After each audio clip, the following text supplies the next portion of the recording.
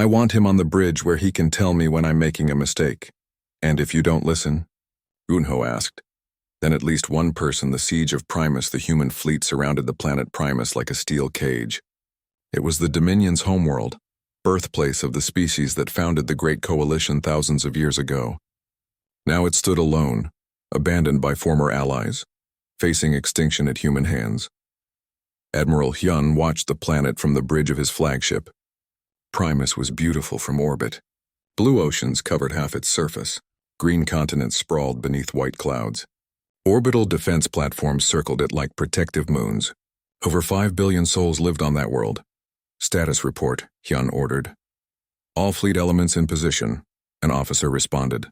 The orbital defenses are active, but they're not engaging. The planetary shield is at maximum strength. Long-range scans show massive military buildups in every major city. Commander Daewon's face appeared on the communication screen. Admiral, the Retribution is in position. My crew is ready to begin the siege operations. Hold position for now, Hyun replied. I want to give them one more chance to surrender. From Earth, peace negotiator Dong-Hyun arrived on an emergency transport. He was a civilian diplomat who had worked for decades in conflict resolution. The High Council sent him with explicit orders. End this war before humanity crossed a line it could never uncross.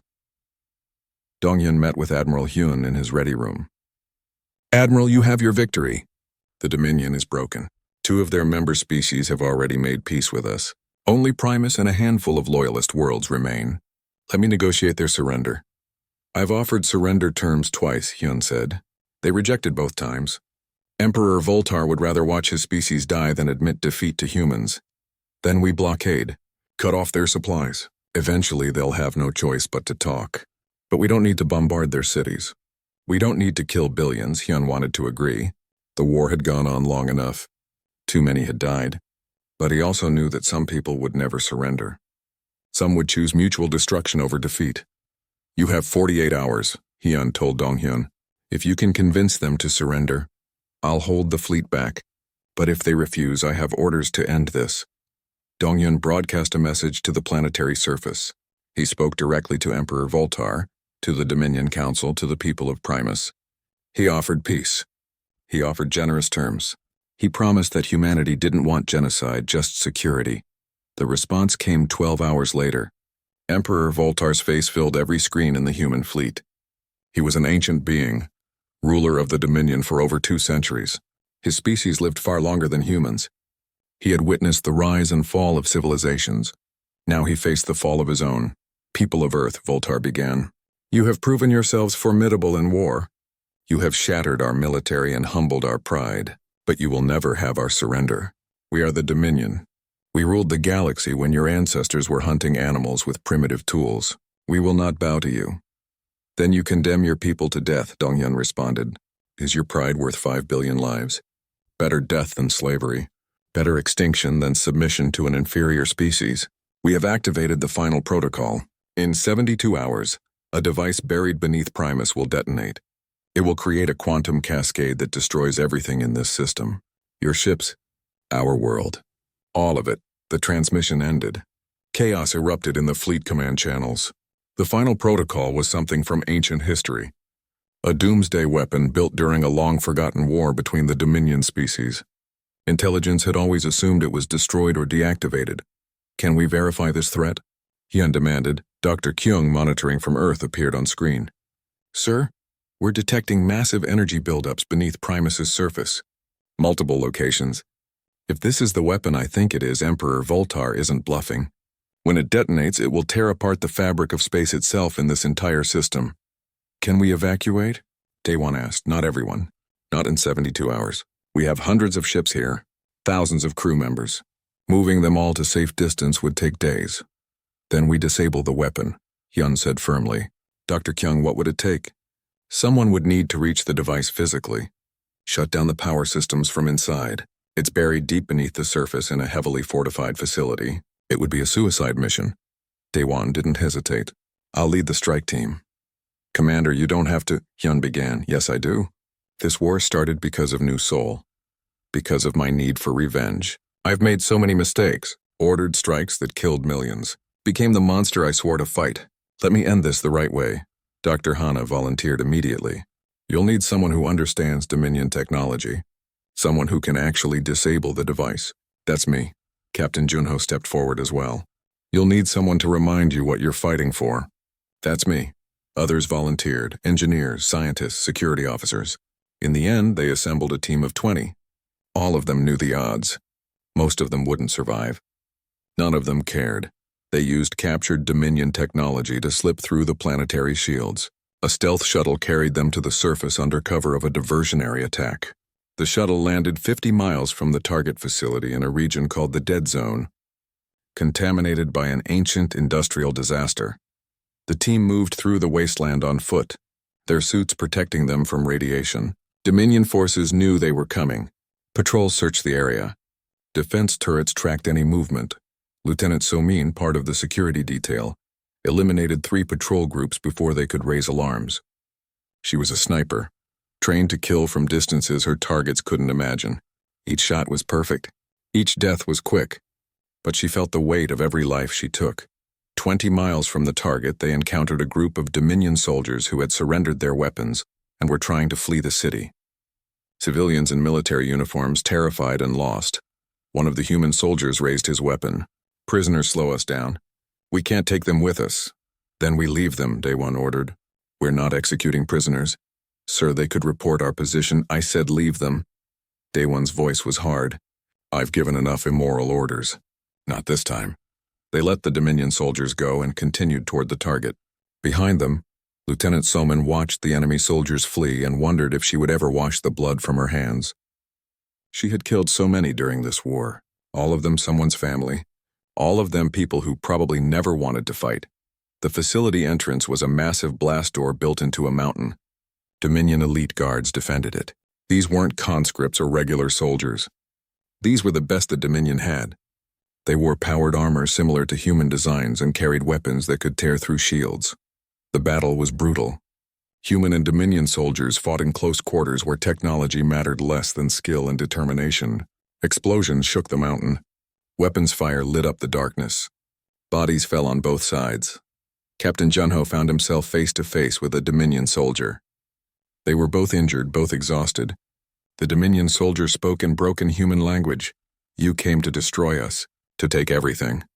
We came because you destroyed New Seoul, Junho replied. Because you murdered millions of our people, and you have murdered millions of ours. When does it end? Junho had no answer. He just knew he had to keep moving forward. His weapon was faster. The Dominion soldier fell.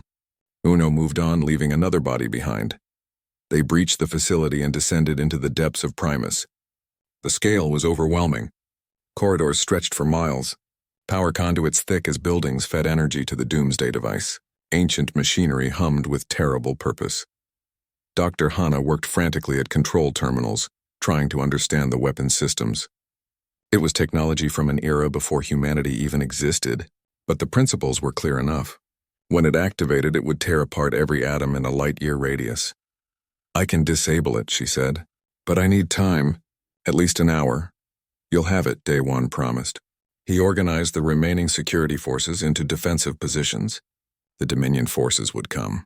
They would try to stop the humans from preventing their glorious mutual destruction.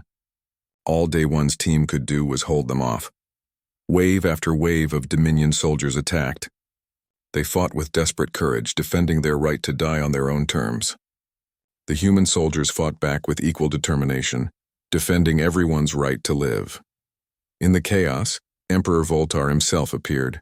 He was ancient and powerful, wearing ceremonial armor from the Dominion's founding days.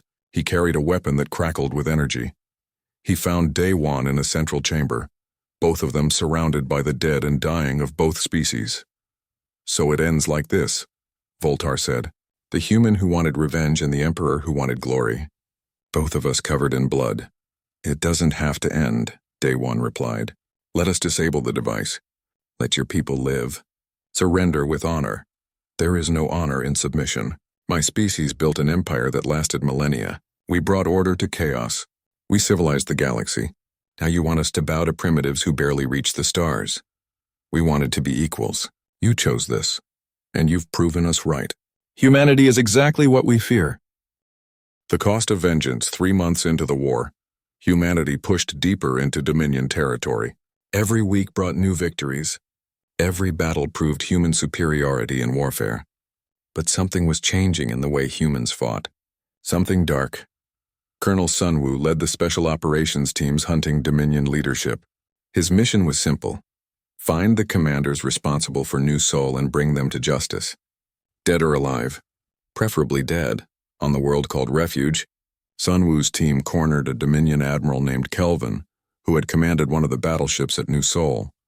Intelligence said he was hiding in the capital city, protected by local security forces. The raid happened at night. Sunwoo soldiers moved through the streets in powered armor, their weapons cutting through the local defenders like paper.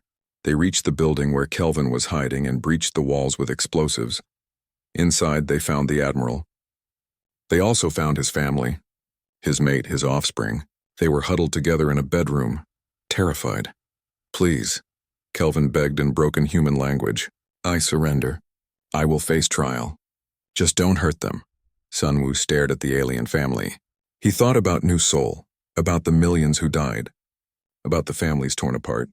His hand tightened on his weapon. "Sir?" one of his soldiers asked quietly. "What are your orders?" Sunwoo made his decision. "Kelvin comes with us. The family stays unharmed. Secure them in a different room and post guards. They're not to be touched." But not all raids ended that way. Reports came back of civilian casualties during operations. Buildings destroyed. Families caught in the crossfire. Sometimes it was unavoidable. Sometimes it wasn't. Back on Earth, Counselor Ji-won stood before the High Council with evidence of these incidents. She was a moderate voice, elected on a platform of careful diplomacy. The war made her position difficult, but she refused to stay silent. "We need to talk about what's happening out there," she said, displaying images on the main screen. "This is Refuge City after Colonel Sunwoo's raid. 17 blocks destroyed, over 200 civilian casualties. And this isn't an isolated incident. The colonel was hunting a war criminal," another counselor argued. "Collateral damage is unfortunate but expected in military operations." "Is it?" Ji-won challenged. "Or are we simply becoming what we're fighting against? We condemned the Dominion for targeting civilians at New Seoul. Now we're doing the same thing and calling it justice." Admiral Hyun, attending the council session, spoke carefully. "Counselor, I understand your concerns, but we're fighting a war for humanity's survival. We can't fight with one hand tied behind our backs." "I'm not asking you to fight with restraint," Ji-won replied. "I'm asking you to fight with humanity. There's a difference between defeating an enemy and becoming them." The debate continued for hours. Some counselors supported stronger rules of engagement. Others argued that showing weakness would encourage the Dominion to continue fighting. No one had easy answers. Meanwhile, Dr. Hana found herself on the border world of Sanctuary Station. It was supposed to be neutral territory, protected by ancient galactic law. Instead, it had become a refugee center. Millions of displaced Dominion citizens fled there to escape the advancing human forces. The station was overwhelmed. Medical supplies ran short. Food became scarce. Disease spread through the crowded habitats. Hana worked with a small team of human doctors and nurses, trying to help however they could. A mother brought her child to Hana's medical tent. The child was burning with fever, some illness Hana didn't recognize. Using her medical scanner, she identified the disease and synthesized treatment. "The child would survive. Why do you help us?" the mother asked, tears streaming down her alien face. "Humans destroyed our home, killed my mate. Why show kindness now?" Hana had no good answer. "Because you didn't start this war. Because your child is innocent. Because someone has to remember that we're all people, even when everything else tells us to forget." The mother sobbed and held her child close. Hana moved to the next patient, exhausted beyond measure. For every life she saved here, how many died in the battles humanity was waging? For every child she healed, how many orphans did the war create? Captain Junho faced his own crisis aboard the Retribution. Commander Daewon had ordered a strike on an industrial world called Forge. Intelligence said the planet manufactured weapons for the Dominion military. But 10 million civilians also lived there, working in the factories. "Sir, this strike will result in massive civilian casualties," Junho protested in Daewon's ready room. "We're talking about potentially millions of deaths." "The planet produces 60% of the Dominion's munitions," Daewon replied coldly. "Destroying it will cripple their ability to continue fighting. It's a legitimate military target. There are families down there, children, people who never wanted this war. Like the families at New Seoul. Day One's voice was hard. Like my sister's children who died in their home. Where was the Dominion's mercy then? I'm not defending what they did, Junho said carefully. New Seoul was an atrocity, but becoming them doesn't honor the dead. It just creates more. Day One stood, his face inches from Junho's. You have your orders, Captain. Execute them or I'll find someone who will. Junho made a decision that would define his career. No, sir. I won't. The bridge fell silent. Everyone heard the exchange. Refusing a direct order in wartime was mutiny. The penalty could be death. You're relieved of duty, Day One said quietly. Security. Escort Captain Junho to the brig. As guards took Junho away, he felt strangely at peace. He had crossed a line. His career was over. But he could still look at himself in the mirror. Word of Junho's arrest spread through the fleet rapidly. Some called him a coward. Others called him a hero. The debate divided ship crews and created tension in the command structure. War was hard enough without questioning orders. Day One appointed a new tactical officer and proceeded with the strike on Forge. The attack was devastating. Orbital bombardment destroyed the munitions factories and the cities around them. Over 3 million civilians died in the assault. The Dominion's weapons production capacity fell by more than half. It was a strategic victory. But at what cost? While humanity fractured over questions of morality, the Dominion itself was beginning to collapse from within. The 4 species that formed the Dominion had always had tensions. Humanity's brutal efficiency in warfare brought those tensions to the surface. 2 of the species, the Velkari and the Tesharon, secretly approached Ambassador Minji through intermediaries. They wanted to discuss terms for leaving the Dominion and forming separate peace treaties with humanity. Our people never supported the attack on New Seoul, the Velkari ambassador said. That was primarily the Kolnari and the Vexith. They have always been the most aggressive members. We were forced to participate in their wars. Why should we trust you? Minji asked. You've been part of the Dominion for thousands of years. You benefited from their oppression. Because we see what's happening. Humanity is destroying the Dominion piece by piece. If we don't make peace now, we'll be destroyed along with them. Our people don't deserve extinction for the crimes of our former allies. Minji brought the proposal to Admiral Hyun. The strategic implications were enormous. If 2 Dominion species broke away, it would shatter the coalition that had ruled the galaxy for millennia. It would also divide humanity's enemies and make final victory much easier. But it raised difficult questions. Should humanity accept peace with species that participated in New Seoul's destruction? Would it honor the dead to forgive so easily? Or was revenge more important than ending the war? Coordinator Unji managed the humanitarian crisis spreading across dozens of worlds. She was a civilian administrator, not a soldier. Her job was to handle the millions of refugees displaced by the fighting. It was impossible work. Supply ships couldn't keep up with demand. Refugee camps lacked basic sanitation. Disease killed thousands weekly. Different alien species had different dietary needs, different medical requirements, different cultural practices. Organizing help for such diversity was overwhelming. Yunji sent daily reports to Earth's government, but they seemed more concerned with military victories than humanitarian aid. Her request for additional resources went unanswered. The war machine consumed everything. One night, exhausted and defeated, she recorded a message to the High Council. You're so focused on winning that you've forgotten what we're supposed to be fighting for. Every day people die in these camps. Not from weapons, from neglect, from indifference. If this is what victory looks like, we've already lost. 3 days after Junho's arrest, Daewon came to the brig. He looked older somehow. The weight of command had carved new lines in his face. You were right, he said simply through the force field. About Forge, about what we're becoming. I can't undo what I ordered. 3 million dead because I wanted revenge more than I wanted justice. Then let me out, Junho replied. Put me back on duty. Let me help you remember why we're fighting. It's not that simple. You refused a direct order. There have to be consequences, so court-martial me. Strip my rank, but don't sideline someone who's trying to keep you human. Daewon was quiet for a long moment. Finally, he spoke to the guards. Release him. Restore Captain Junho to active duty. The Dominion wanted to see humanity's teeth. They were about to discover that T-First Blood, the human fleet dropped out of hyperspace in perfect synchronization across 17 star systems. It was the largest coordinated military operation humanity had ever attempted. Every captain knew their target. Every crew knew their duty. After 70 years of peace, humanity went to war.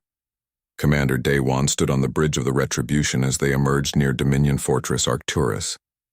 The massive military installation hung in space like a small moon. Thousands of defense platforms surrounded it. 3 full battleship squadrons patrolled nearby. The Dominion considered this fortress impregnable. They were about to learn otherwise. "All ships report ready, Commander," Captain Junho announced from his station. His voice was steady despite the fear Daewon knew he felt. "Weapons armed and locked on target. The Dominion fleet is hailing us," the communications officer reported. "They're demanding we withdraw immediately or face destruction." Daewon smiled coldly. "No response. Execute attack pattern Alpha. Fire everything." The Retribution and her sister ships opened fire simultaneously. The first salvo contained the quantum disruption warheads Dr. Kyung had designed. They detonated in brilliant flashes of impossible light. The Dominion fleet's shields flickered, twisted, and simply vanished. The exotic matter they relied on tore itself apart at the quantum level. For 3 seconds, the Dominion ships hung defenseless in space.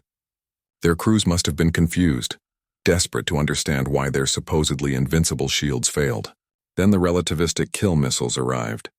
Moving at 90% of light speed, the missiles were invisible until impact. The Dominion point defense systems never had a chance to react. One moment their ships existed.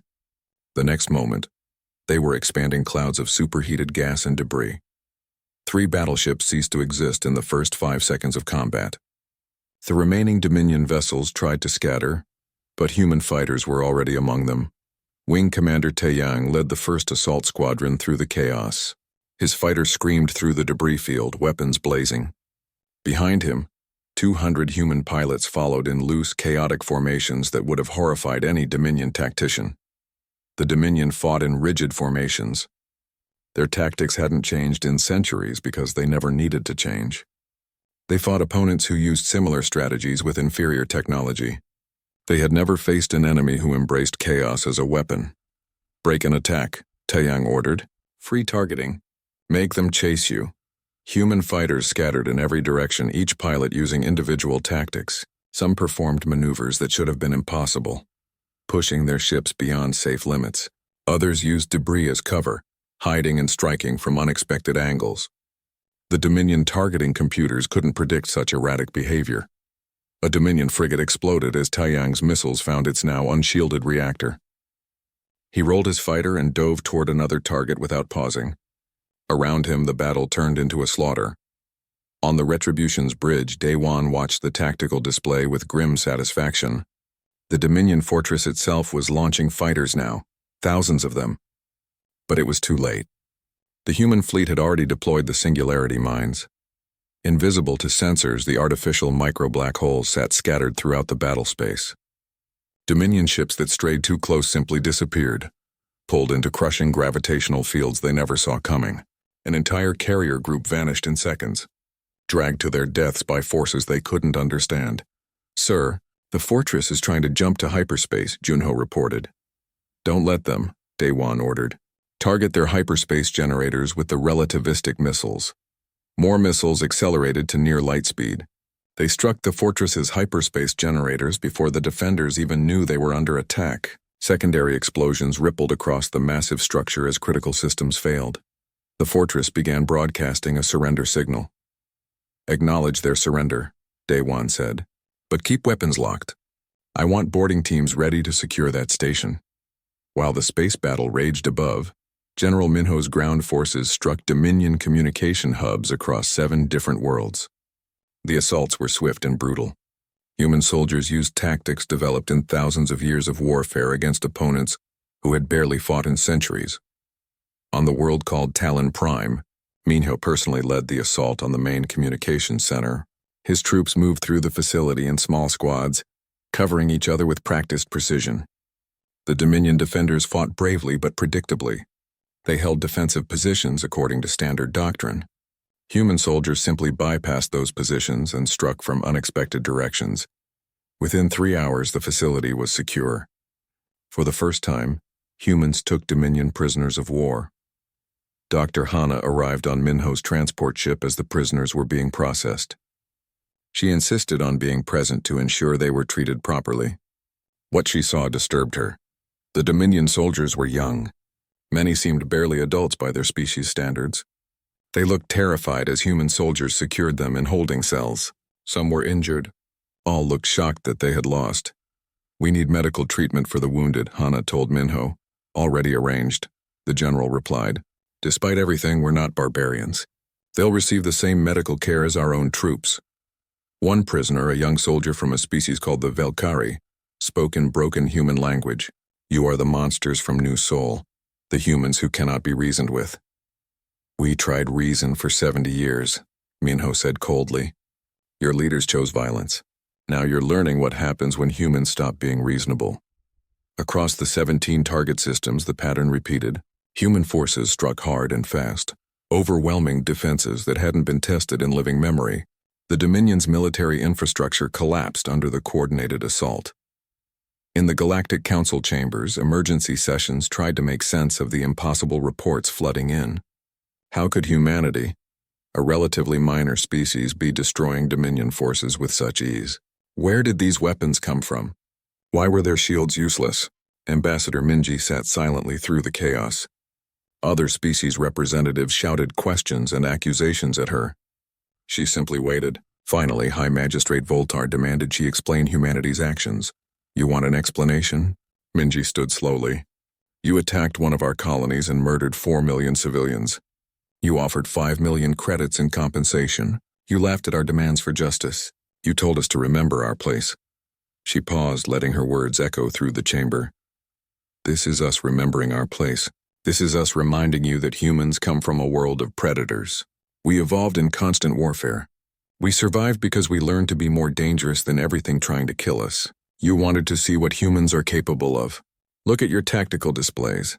That's what we're capable of." Voltar's alien features twisted in rage. "This is an act of war against the entire Dominion. We will crush your species for this insolence."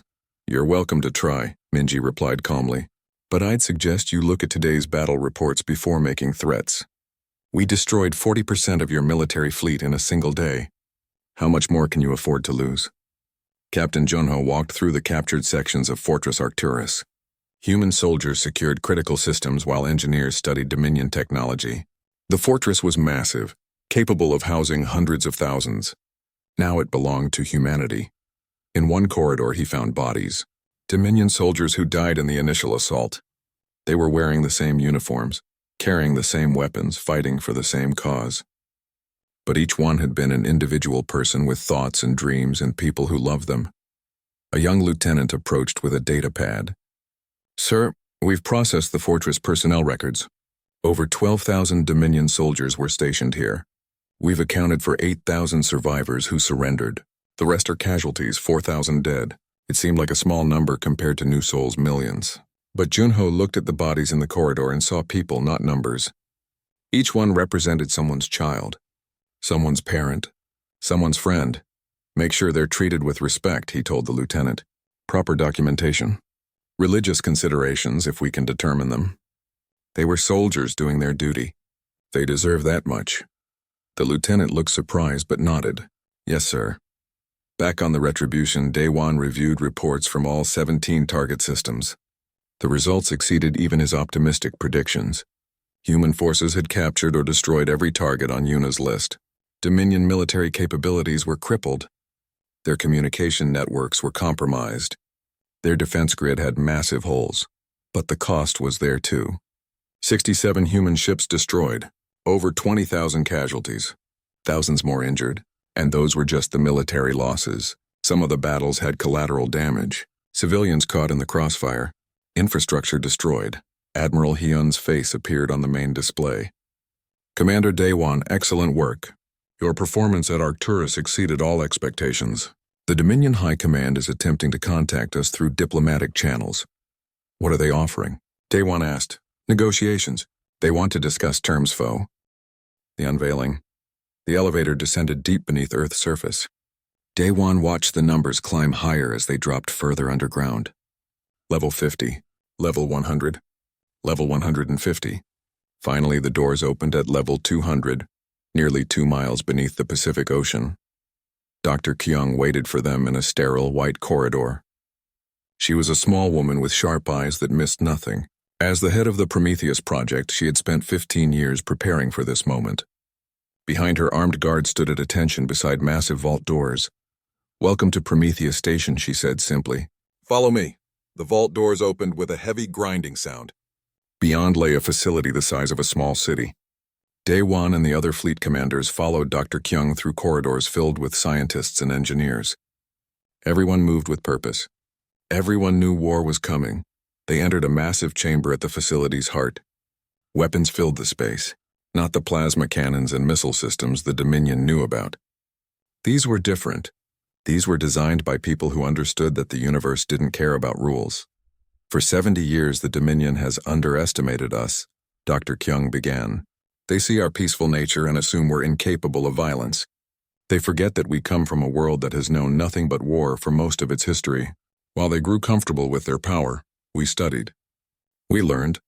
We prepared." She gestured to the first weapon system. It looked like a standard missile, but the warhead was different. Strange patterns covered its surface, seeming to shift and move in the light. "Relativistic kill missiles," Dr. Kyung explained.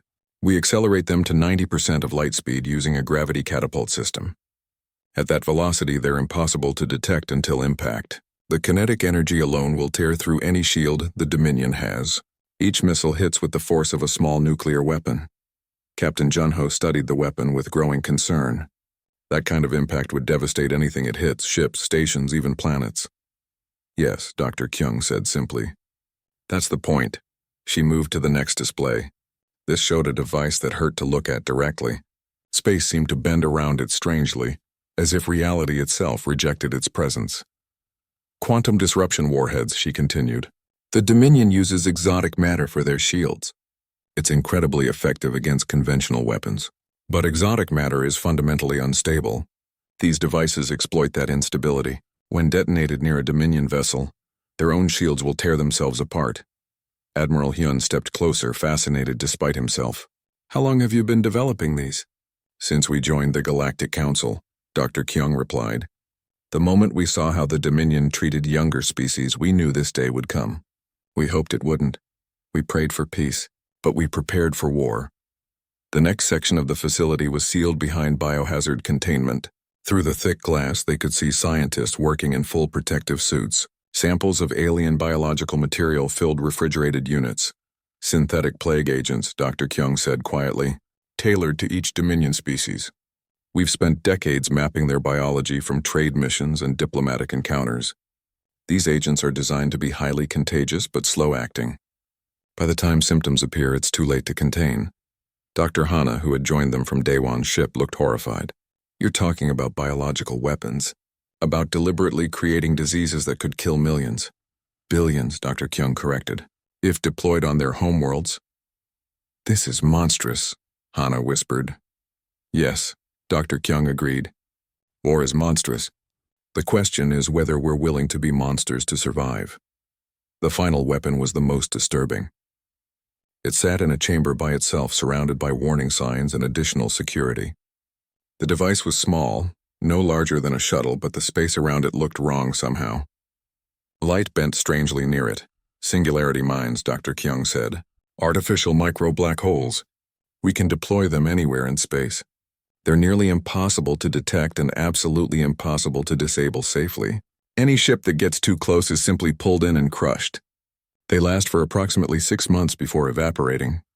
Junho felt sick. "You've turned us into everything we fought against. Everything we claimed to be better than—" "No," Admiral Hyun said firmly. "We didn't turn ourselves into anything. The Dominion did this. They could have treated us as equals. They chose violence. Now they'll face the consequences." While the fleet commanders toured Prometheus Station, Ensign Yuna worked in the intelligence center 3 levels above. She was young for her rank, promoted rapidly due to her skills in data analysis. For months she had been studying Dominion military patterns, looking for weaknesses. What she found was shocking. The Dominion hadn't fought a real war in over 1,000 years. Their last major conflict ended before humans even developed writing. Since then, they had faced only minor rebellions and border skirmishes, species that couldn't fight back effectively. Their military doctrine was ancient, their formations predictable, their defense grids designed to counter weapons technology from a different era. They had grown so powerful that they stopped innovating. Why improve when no one could threaten you? Una compiled her findings into a report that would change everything. She identified the optimal targets for humanity's first strike, military installations that were heavily defended but strategically vulnerable. If humans could take out these 17 key systems simultaneously, they would cripple the Dominion's ability to coordinate a response. She also discovered something else. Internal communications between the 4 Dominion species showed increasing tension. Not all of them agreed with the attack on New Sol. Some questioned whether humanity might be more dangerous than they appeared. Those species could potentially be convinced to abandon the Dominion if humans demonstrated overwhelming force. When Una presented her findings to Admiral Hyun, she expected skepticism. Instead, he studied her report in silence for several minutes. "You're certain about these targets?" he finally asked. "Yes, sir. Our intelligence is solid. These installations are critical to their defensive network. And you believe we can hit all 17 simultaneously? If we use the new weapons, yes. They won't be expecting us. They don't think we're capable of coordinated offensive operations on that scale." Hyun turned to the assembled commanders. "Operation Reckoning begins in 72 hours. We'll hit every target on Ensign Yuna's list at the same time, fast, hard, no warnings." "Oh mercy," Daewon felt a grim satisfaction. Finally, they were taking action. Finally, the Dominion would face consequences for their arrogance. But a small part of him wondered if Junho was right. Were they becoming monsters? Dr. Hana approached him after the briefing. "Can I speak with you privately?" They found an empty conference room. Hana looked tired, as if she hadn't slept in days. "I understand why we're doing this," she said. "New Sol demands justice. The Dominion needs to be stopped. But I'm terrified of what we're becoming. Those weapons. The plague agents. The willingness to kill on such a massive scale.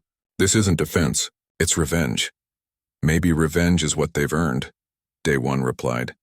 "And what will we have earned when this is over? When we've killed millions of them the way they killed millions of us? Will we be able to look at ourselves afterward?" Daewon had no answer.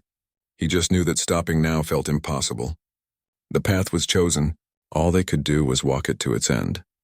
In the docking bays, engineers worked around the clock loading the new weapons onto the fleet. Hundreds of ships prepared for departure. Soldiers boarded transports, many wondering if they would ever come home. This wasn't a defensive operation. This was humanity going on the attack for the first time in galactic history. Captain Junho stood in the hangar bay of the Retribution, watching the controlled chaos. Young crew members rushed past, carrying supplies and equipment. Most of them had never seen combat. They grew up in the era of peace, believing humanity's place among the stars was secure. A technician bumped into him, apologized quickly, and hurried on. Junho watched him go and thought about all the people whose lives were about to change forever. Not just humans. The Dominion soldiers they would fight were people too. They had families, dreams. Most of them probably had nothing to do with the decision to attack New Sol. But war didn't care about individuals. War was a machine that consumed everyone it touched. Admiral Hyun's voice came over the station-wide speakers. "All personnel, this is the Admiral. In 72 hours, we launch the largest military operation in human history. What we do will echo across the galaxy for generations. The Dominion thinks we're weak. They think we'll accept their cruelty and oppression. They're about to learn how wrong they are." He paused, then continued. "But I want every person here to understand what we're doing. We're not just fighting for revenge. We're fighting for every species the Dominion has oppressed. We're fighting so that no one else suffers what happened at New Sol. We're fighting for a galaxy where strength doesn't give you the right to murder the weak." Daewon listened to the speech and felt the weight of command settle heavier on his shoulders. In 3 days, they would cross a line humanity had never crossed before. They would take the fight to an enemy that thought themselves invincible. The breaking point commander Daewon stared at the burning colony below. New Sol had been a beautiful world just 12 hours ago. Green fields stretched for thousands of miles, feeding 17 other human colonies across the sector. 12 million people called this place home, Now smoke filled the sky and fires consumed what remained of the cities. His flagship Retribution hung in orbit like a silent guardian that had failed its duty. They arrived too late. The Dominion attack fleet had already withdrawn, leaving only destruction behind. Daewon's hands gripped the railing of his command deck until his knuckles turned white. "Sir, we're receiving distress signals from the surface," Captain Junho reported. The young tactical officer's voice cracked slightly. "Medical facilities are overwhelmed. They're asking for emergency supplies and rescue teams." Daewon nodded slowly. "Deploy all available shuttles. Get our medical teams down there immediately." Dr. Hana approached from the science station. Her face was pale as she read the preliminary damage reports. "Commander, the casualty estimates are coming in. Over 4 million dead, maybe more. They targeted residential zones specifically. 4 million. The number felt impossible. Daewon's sister lived in the capital city with her husband and 2 children. He already knew in his heart that he would never see them again. "The Dominion had made sure of that. Why?" Yunyo asked quietly. This was an agricultural colony. No military installations.